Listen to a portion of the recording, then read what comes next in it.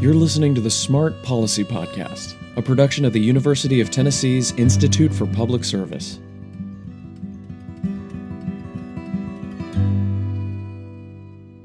The group of people that are dying of overdoses at the highest rate, by far, are men in their 30s through their 50s.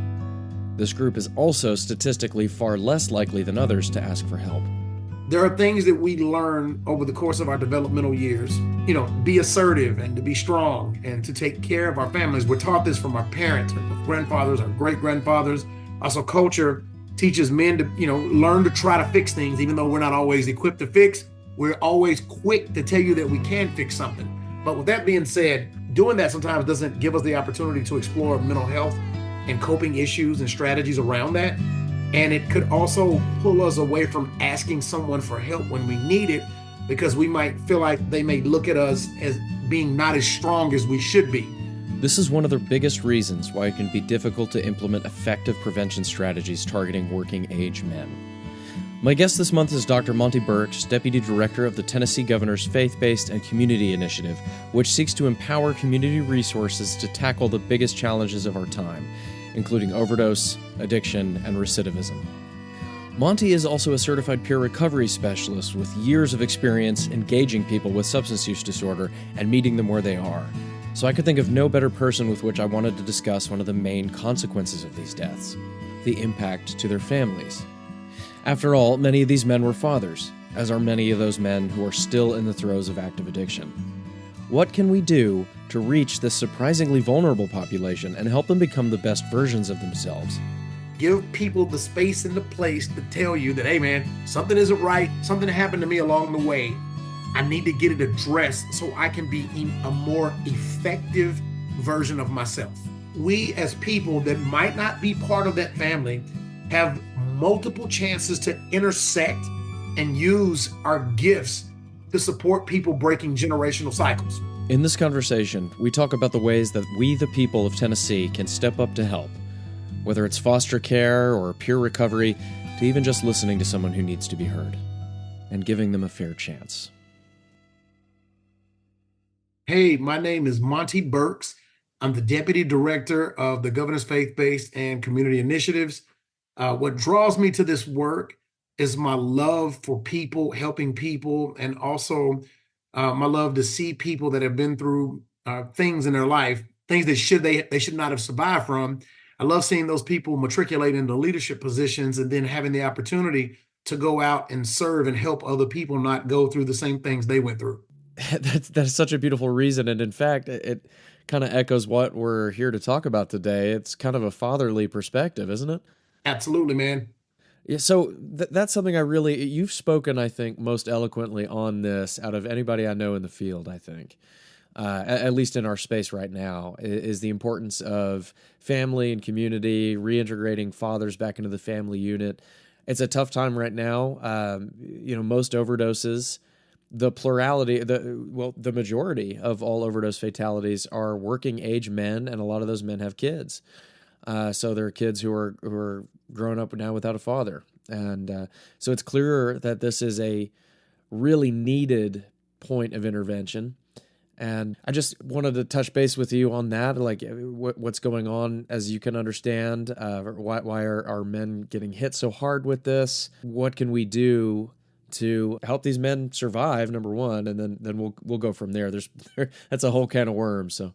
Oh man, it's a lot to unpackage there. Yeah. So I won't give a detailed instruction on the first part, but I can talk about responses.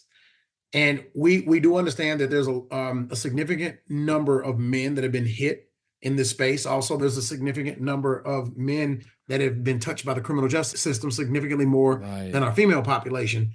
These correlations remove men from traditional society, put them into kind of a step back position from work, family, opportunity. So what happens is the people who suffer are the little ones and their spouses. So again, we're speaking from a men-centric perspective right now.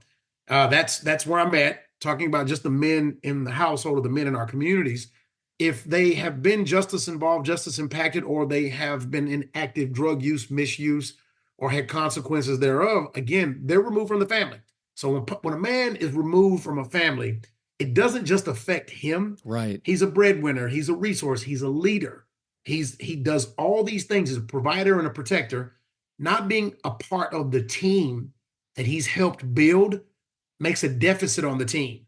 And for a team to win, it needs all of its players. And that's how I'm looking at a family and social family dynamics. Is you have a squad, man. You have a team. Yes. You have however the team looks. Sometimes the team has grandparents on it. Sometimes it has extended family. But when you have a team and people play a role, and somebody is absent of their role, the team suffers. Sometimes the team gets a sub. Sometimes the team doesn't. And the more vulnerable players are the ones that don't have the most assets, are the ones that don't have or lose access to things they can't control, like food, shelter, clothing, all the things that kids, need to thrive. This is why understanding fatherhood is important. Also understand that you don't have to be a bio father to take care of children and to love children. Yes. I'm really, something that I'm proud of in this work. We're very deep into the foster care space, encouraging families to foster young people, encouraging, other dads and other people to step in the gap or stand in the gap while sometimes people are going through some of life's unique issues until they can get themselves together so they can fill in their role, Right. and be a part of their team. So that's just a little on that, man. And I hope the team analogy, I hope that makes sense. You had a 5-man squad and one man's missing and somebody, it is what it is. No, that's a really, really good way of looking at this, because we're not trying to downplay the suffering of women here either. What you're pointing out is when you take someone out of a family unit, you impact the family, period. I really like the team analogy because, each team is going to look a little bit different. How the roles are shaped out is a little bit different. I like how you included grandparents and cousins and extended family. But when we talk about men dying of these higher rates, it's not that we're trying to say this is the only thing we should focus on. It's just pointing out that, yeah, there's going to be ramifications well beyond just that individual. It's going to impact the whole family. Well, see, another caveat is, so part of that, the culture of men is rooted in thinking that we can problem solve sometimes when we can't. Right. And so I'll say this to add to that.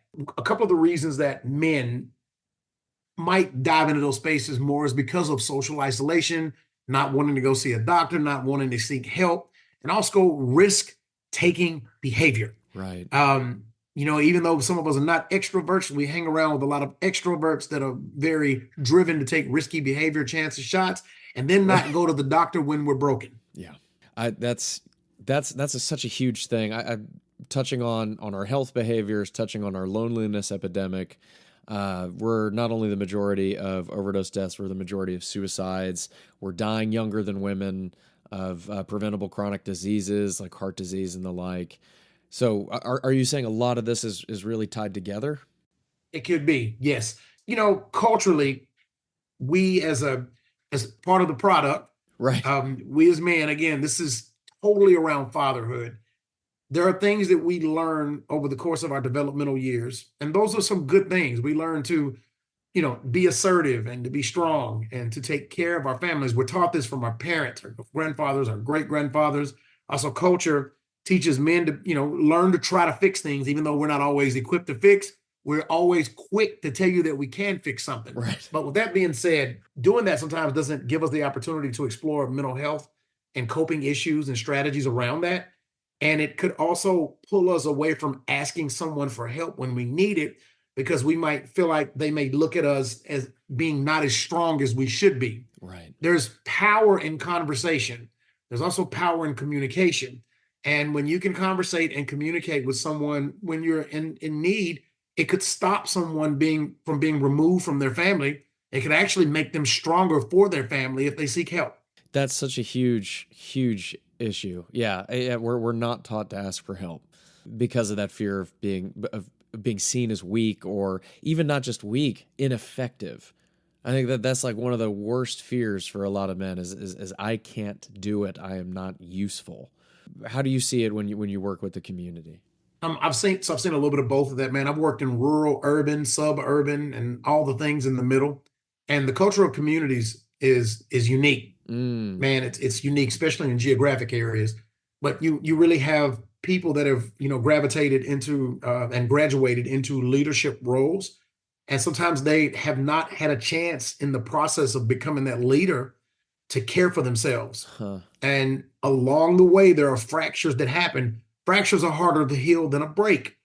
And it is, man, it is what it is, man. You have these really strong people that have struggled to get into their positions and might not have ever talked about the struggles that went with that. They didn't talk about deficits in their household when they grew up, the things that may have happened to them along the way, the aces, the trauma, Right. all of the things that could affect their ability to lead, father, govern, all of the things that they feel like they were built to do. One of the things I think we're all built to do is live and to thrive. And if we have unchecked things that are imbalanced inside of us, I don't think we become effective leaders. I'm in the martial art world. You know that, man. I'm big into the MMA space, jiu-jitsu, judo, Muay Thai, kickboxing, all the things. And those sports, deficits will show themselves pretty quick. Yeah. When you can say that you're tough all day, and then you go spar with someone that's really tough, that trains really hard, and then you have a, respectfully, a come to Jesus moment Right. with yourself. Like, okay, maybe I wasn't ready for that. Yeah. I think that happens, in a lot of other facets and disciplines in people's lives. We just don't have to admit it because we can hide behind other things. And I love the concept of individual accountability. Give people the space and the place to tell you that, hey, man, something isn't right. Something happened to me along the way. I need to get it addressed so I can be a more effective version of myself.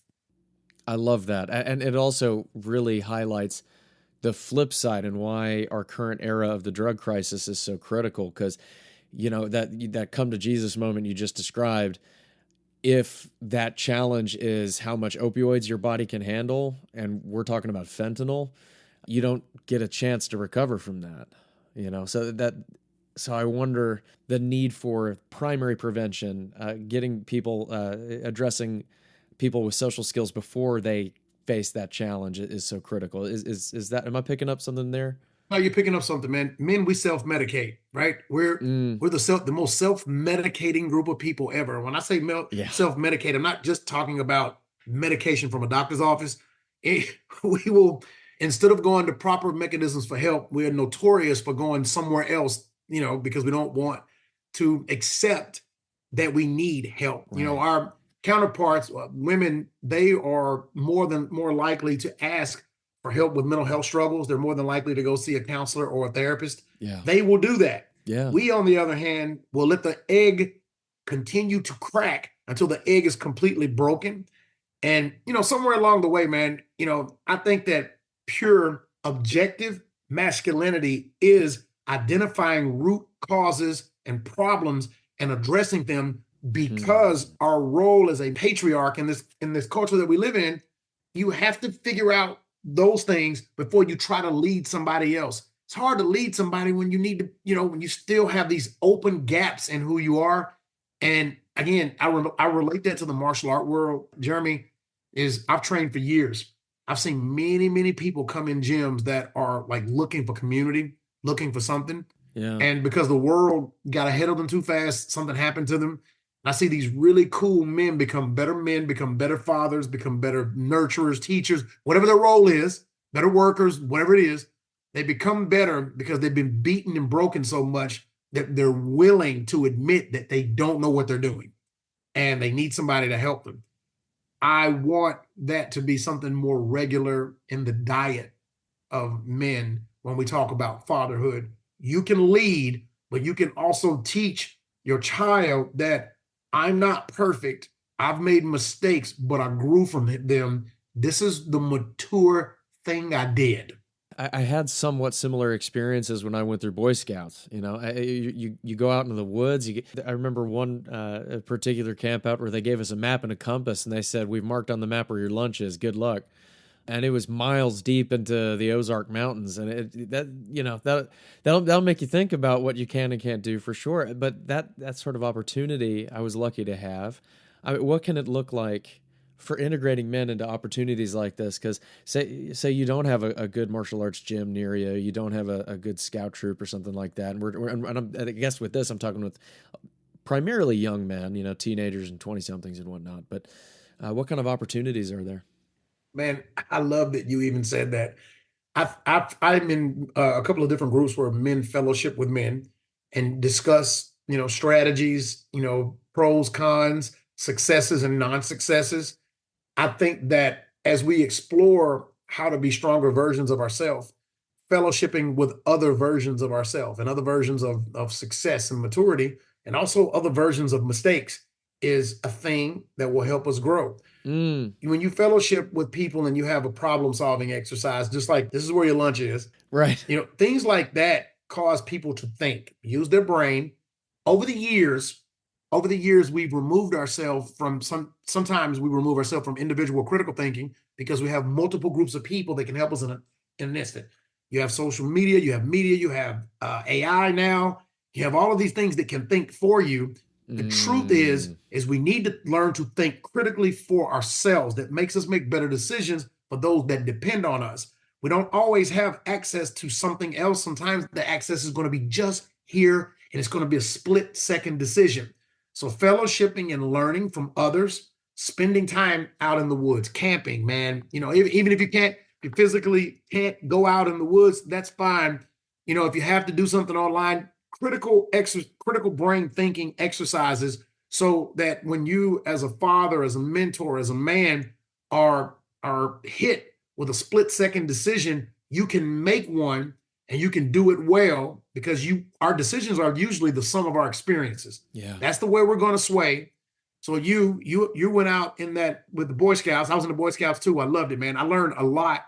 I actually learned how to whittle. Yeah. I learned how to open a knife, close a knife, how to sharpen a knife, all of these things that if I had learned on my own, some of it I did learn on my own. I also cut myself on the way. Right. But there are people who could teach me how to not make the mistakes they made. Yeah. And me, as a young, impressionable man, I was willing to take that advice, and then I was able to transfer that to my son and to his friends, and to anybody that would ask, like, "Oh, here's how you do that. Here's how you tie that knot." Right. Pinewood Derby, I can make a car. There's all these different, opportunities when we fellowship Yeah. and share.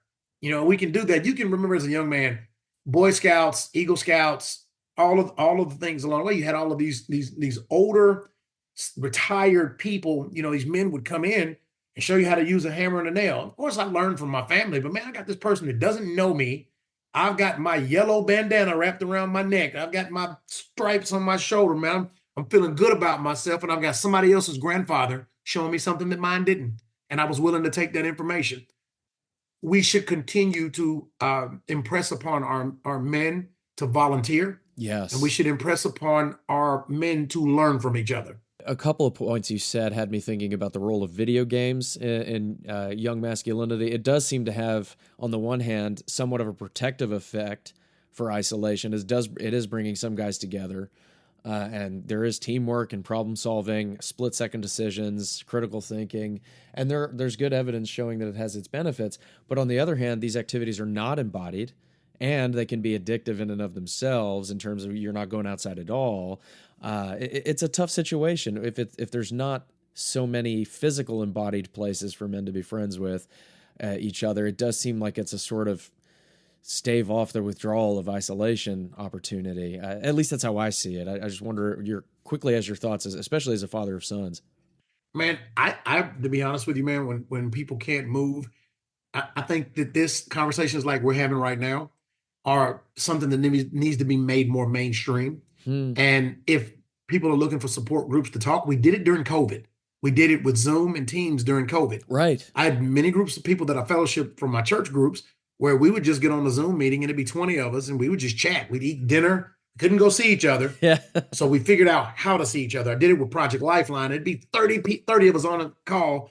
And, somebody would always accidentally unmute, while they were listening to music, or every once in a while, even when they went to the bathroom. You know what? We were just having fun knowing that our team was connected to us. Yeah. So there are going to be situations where someone might have a physical limitation or other limitation where they can't connect with people physically. So what?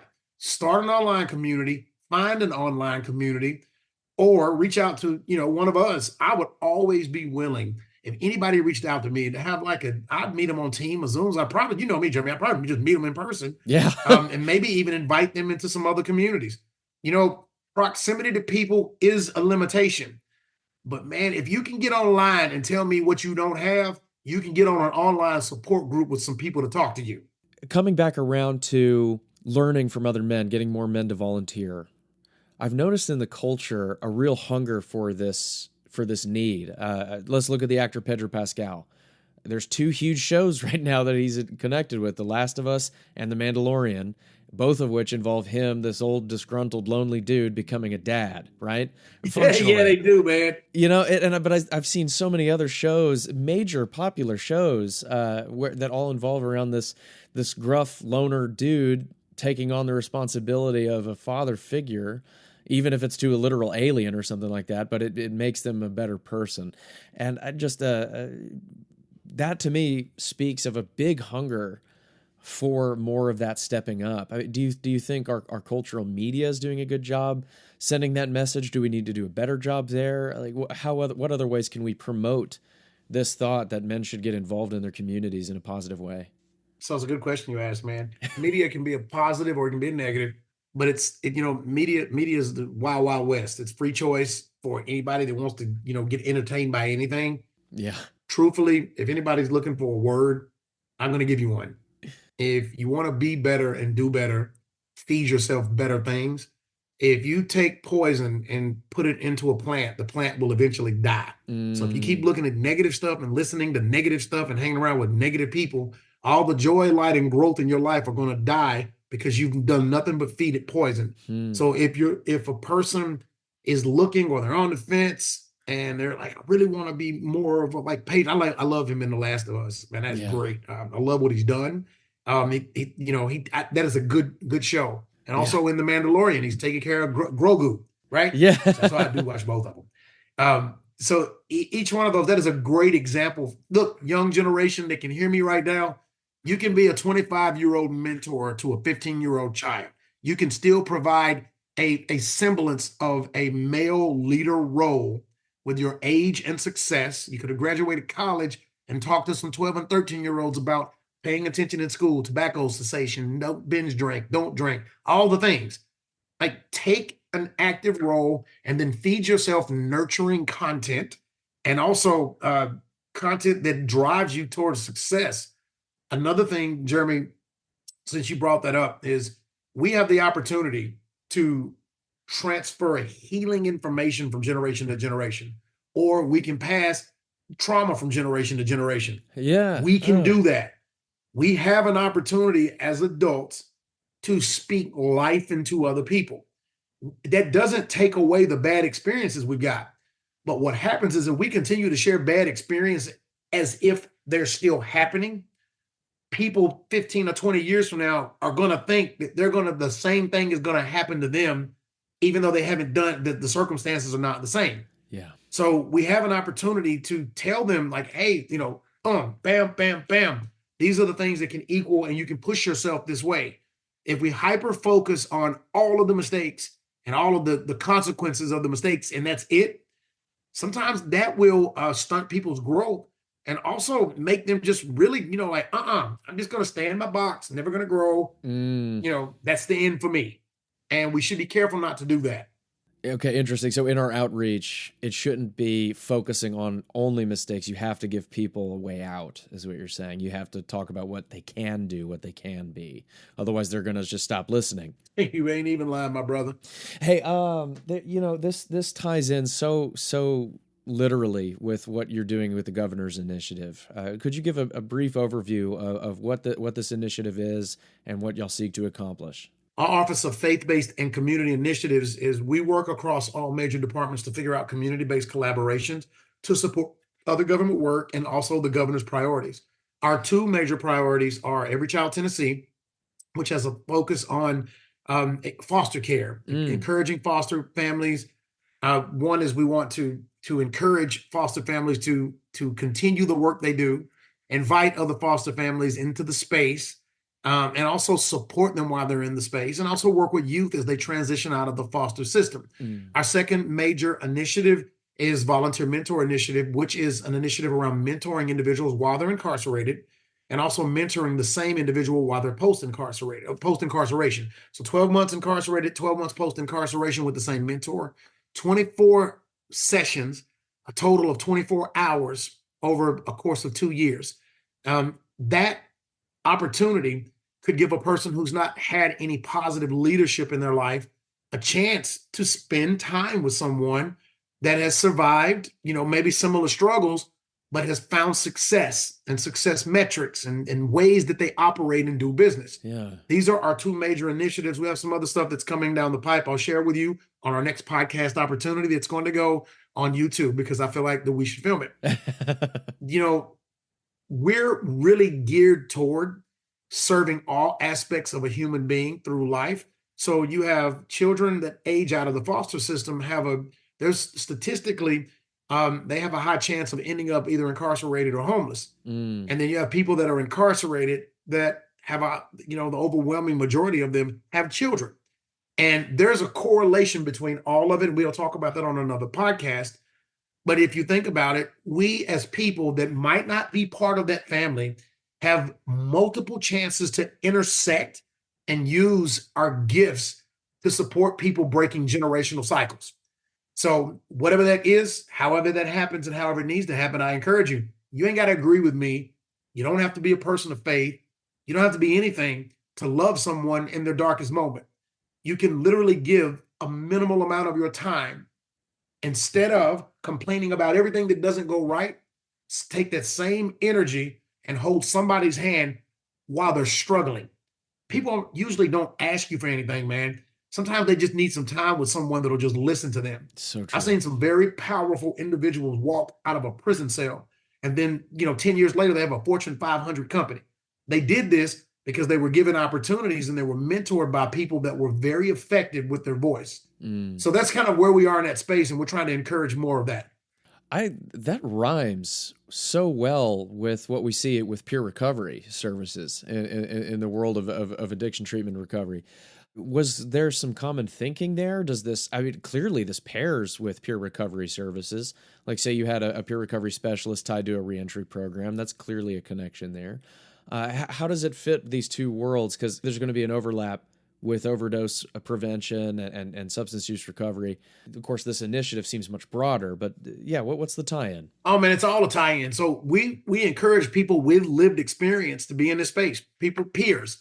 They don't necessarily have to be a certified peer, but people who identify someone with similar struggles, usually that's who people in our mentorship initiative, that's who people gravitate toward. They want someone that's from their culture, someone that's from their hometown, someone that knows what the mountains look like, someone who might have been formerly incarcerated, someone who might have been a foster child, foster parent.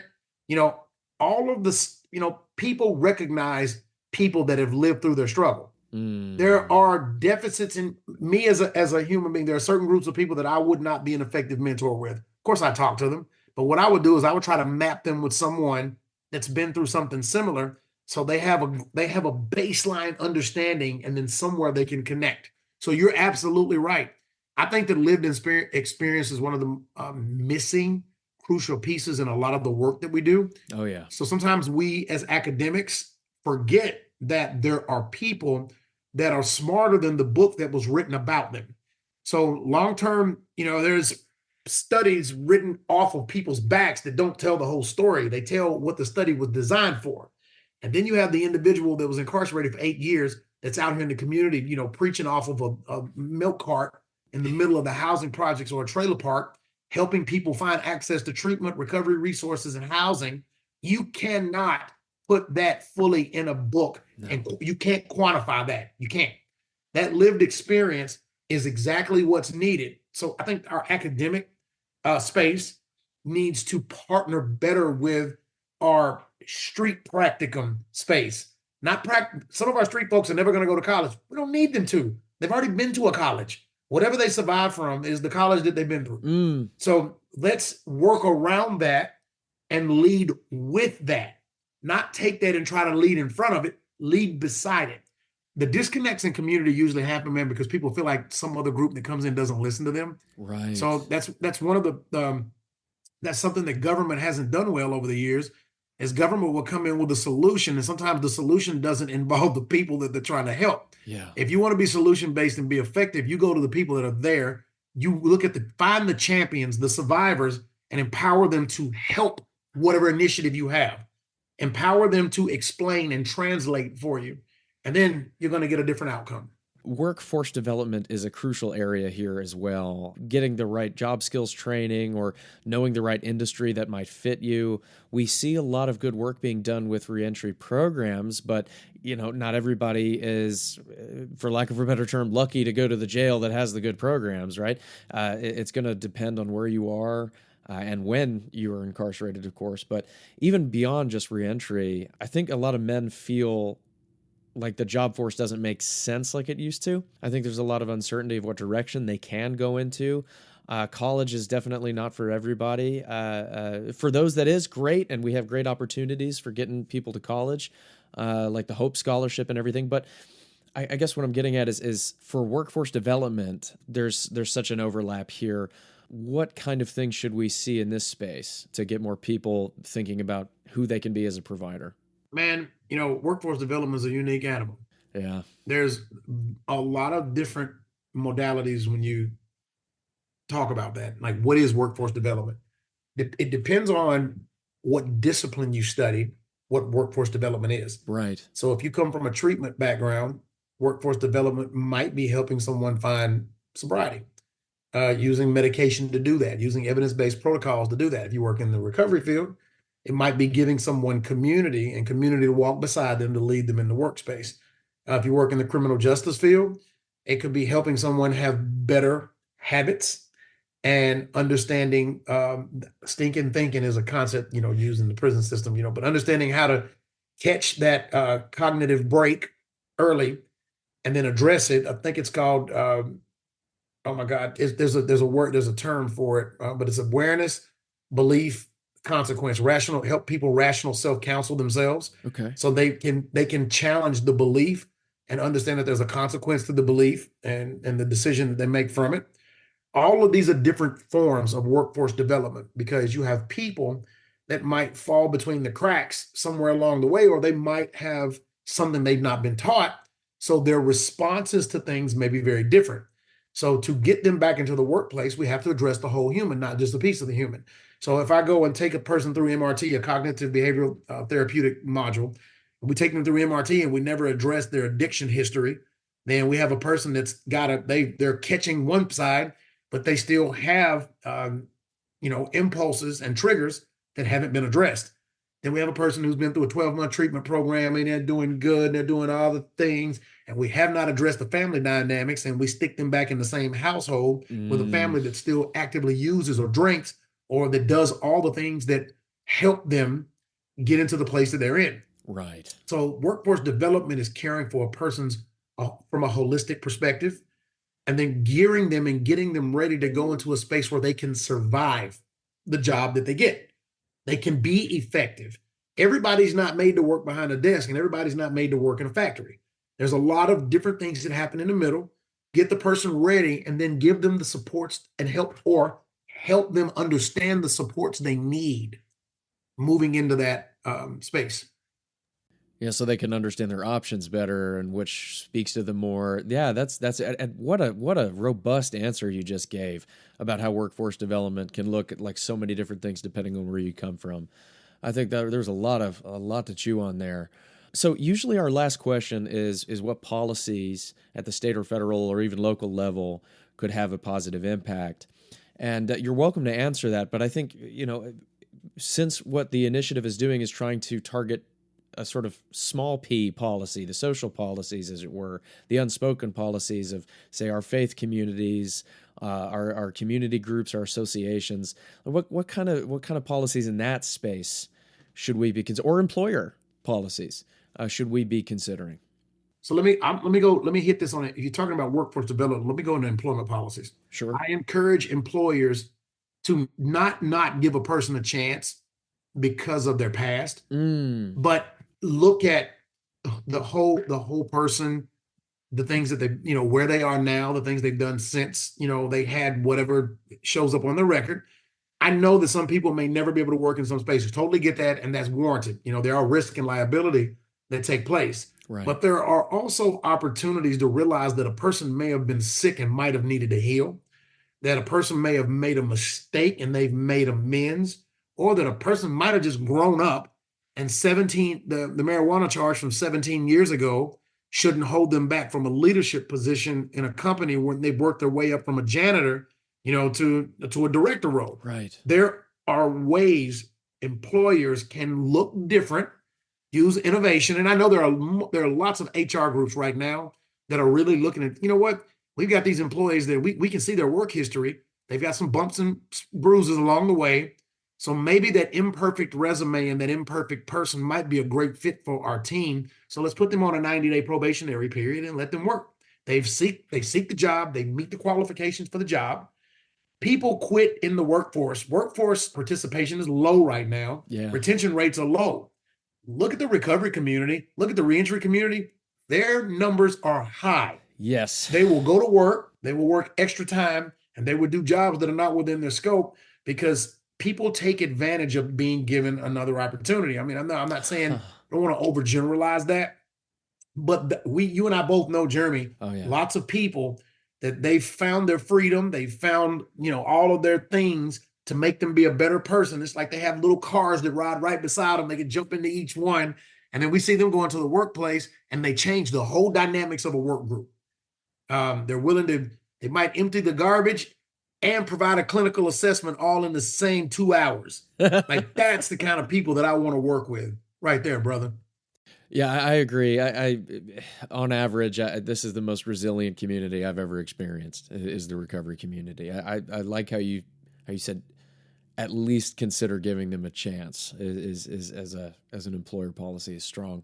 Is there anything else you'd like to add? Man, I just want to say, appreciate you letting me, operate with you in this space. I love it. I'm sorry that it's taken us so long to get together on this, but, using your voice to do any kind of advocacy for people is great. We work in behavioral health, all of us. So as practitioners, you might not have lived experience, but you're going to be serving people with lived experience. So if you're going to be serving people with lived experience, immerse yourself in relationships with people like that. That's like, I'm a person with lived experience. Be my friend. Ask me questions and let me share with you the reality. And also that sometimes, there are people that are really good at book work, but not good at people work. So you can be good at both, but you have to learn to work with people. And sometimes it's not about serving them in a professional capacity. It might just be learning from them in a very personal capacity. That's a two-way street that I think helps, us as a species continue forward as we continue to try to understand each other, not just for data purposes, for humanity. I do a lot of fellowshipping with people that are completely different than me. And it's been one of the most amazing things in the world. Some of them say things to me that I don't fully agree with. And sometimes the language is a little coarse. Who cares, man? Love people for being people. Right. Give them a shot to be them. I don't got to agree with you to like you or respect you. And I do MMA. Come train with me. You might beat me up in the gym. It's all good. We can beat each other up in fellowship. The last thing I want to say, man, it was a pleasure to meet you and your family, to see, you move into this role of you. It's pretty cool. I knew you pre, now I know you post, right? And I've met your people, and I've seen you many. So it's like okay, I saw y'all riding on the boat. I saw y'all taking the boat. Y'all didn't see me. I saw y'all. I was gonna go, make a noise. I was like, you know what? That is like beauty. That's a beautiful thing, man. So continue to be the father that you are, because you're the epitome of this fatherhood initiative. So thankful for you, brother. Thank you, Monty. That means a lot coming from anyone, but especially from you. I feel similarly thankful for getting to know you in this space as well. And man, thank you for coming on this show. As I said, you're one of the most authoritative speakers on these issues. So I really appreciate you coming on the Smart Policy Podcast. You are the man. I appreciate it, man. I look forward to coming back. When you start your visual podcast, I would love to be a part of it, man. I love the vision of the work. I remember when you started this, man, and I know you're going to take this to the next level. That is what you do, Jeremy. That's in your heart, and it's in your team's heart. So you have a wonderful weekend, friend. Hey, thank you. You too. For more episodes on in-depth discussions on Tennessee policies related to substance use disorder by a range of local experts, please subscribe to us wherever you get podcasts and visit our website at smart.tennessee.edu. I'm Jeremy Corvelis. Thank you for listening, and see you next month.